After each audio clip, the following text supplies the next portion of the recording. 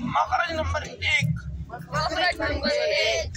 جوف دہن بولیے مخرج نمبر کون سا ہے؟ منہ کے خالی حصے سے 3 حروف ادا ہوتے ہیں.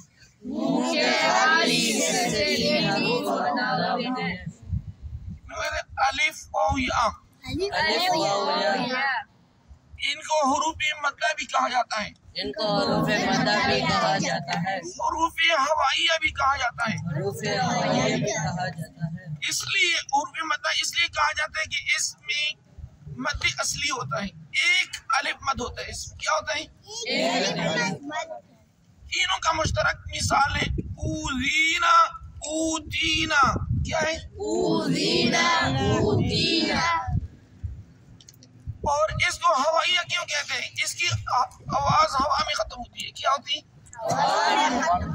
اس طرح مآبا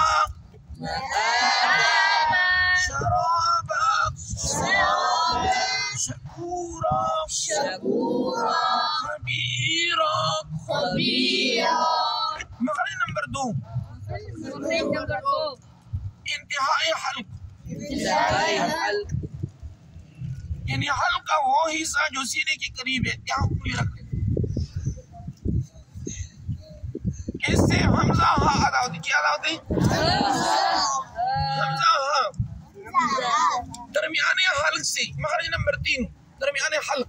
درمیانے حلق میں جو ہڈی ہے اس کے اوپر انگلی رکھ لیں. درمیانے حلق سے عین اور ہا ادا ہوتی. کیا ادا ہوتی؟ اور ادنائے حلق کی انگلی رکھ لیں. ادنائے حلق سے ادا ہوتے غائن خا. حروف حلقی کتنے ہیں؟ 6. اس کو اس لیے حروف حلقی کہا جاتا ہے کہ یہ حلق سے ان کی آواز کہاں سے نکلتی ہے؟ کہاں سے آواز نکلتی ہے؟ 4 مخارج ہو گئی. مخرج نمبر 5 قاف. کیا ہے؟ قاف کی آواز کو بلند پڑی.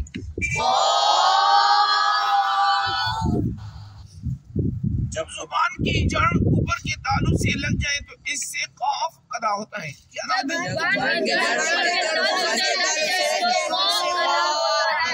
اوپر تعلق کے اندر چھوٹی سی زبان ہے. کیا ہے؟ اس کو اردو میں کوا کہا جاتا ہے. کیا کہا جاتا ہے؟ اور پشتو میں ترتڑک. کیا کہتے ہیں؟ ہر کلا تشبیہ تو تھوڑا سر ہو لگی تو دینا قاف ادا کی جائے گی. جب زبان کی جڑ اوپر کی کوی سے لگ جائے تو اس سے قاف ادا ہوتی. اقا اقا اقا. مخرج نمبر 6 کاف. ذرا منہ کی طرف ہٹ کر. کیا ہے؟ جب زبان کی جڑ اوپر کے تعلق سے لگ جائے تو اس سے کاف ادا ہوتا ہے. کیا ہوتا ہے؟ کراچی. بولیے کشمیر. منکی شریف. کرک. کوہاٹ. کیا ہے؟